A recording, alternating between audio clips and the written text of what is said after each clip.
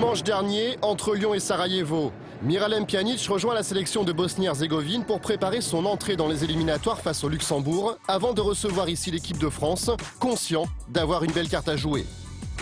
S'il y a bien un moment à les prendre, c'est peut-être en ce moment, parce qu'ils sont encore en train de se chercher, mais c'est déjà à nous de bien faire ce qu'il faut déjà de notre côté pour essayer d'espérer quelque chose. Dans l'esprit des joueurs bosniaques, la France reste, malgré ses déboires actuels, le favori du groupe, une question de temps. Battus sur le fil par le Portugal en match de barrage lors des éliminatoires à la dernière Coupe du Monde, eux visent la deuxième place en sachant pertinemment qu'une victoire face aux Français les mettrait sur les bons rails. On a vraiment acquis une plus grosse expérience et appris beaucoup de choses dans ces qualifications. Tout le pays et nous-mêmes les joueurs, on est conscients que cette équipe et cette équipe qu'on a en ce moment, elle est une des meilleures que la Bosnie elle a eue. Cette fois-ci, on peut y arriver.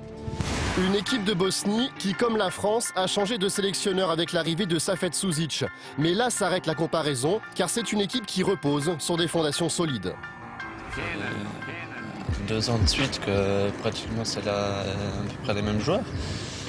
Donc ça fait toujours plaisir de se retrouver en chambre souvent. Donc c'est un groupe qui vit bien, qui rigole bien ensemble et voilà, c'est un bon groupe en plus en termes de qualité.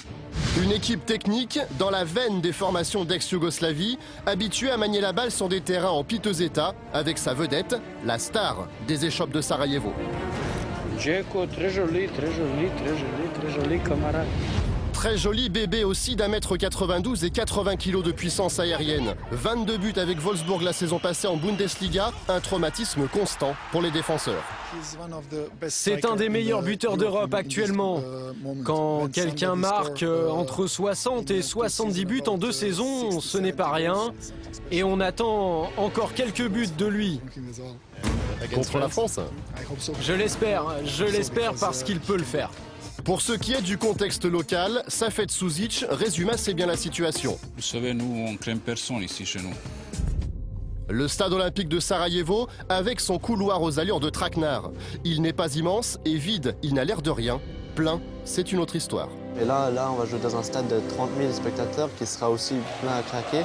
L'équipe de France, ils ont quand même assez de joueurs qui vivent ça toutes les semaines. Donc, mais c'est une ambiance particulière quand même. Quand l'équipe nationale joue à domicile, c'est incroyable. Tout le pays vit pour ce genre de moment. Un avant-goût de cette ferveur vendredi au Luxembourg, 7000 places dans le stade Josy Barthel, 6000 supporters bosniaques qui donnent de la voix.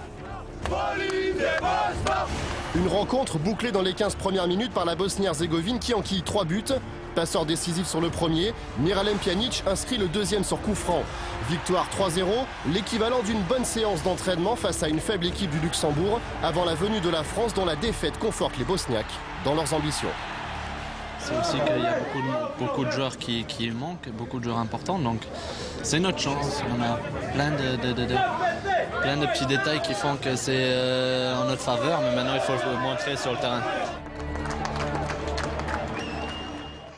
Et ce sera forcément difficile à Sarajevo. Florent va vous donner des nouvelles de Didier Drogba, votre copain de Chelsea, avec une exclue téléfoot en marge de la rencontre Côte d'Ivoire-Rwanda, remportée 3-0 par les éléphants. Didier Drogba, Frédéric, s'est exprimé.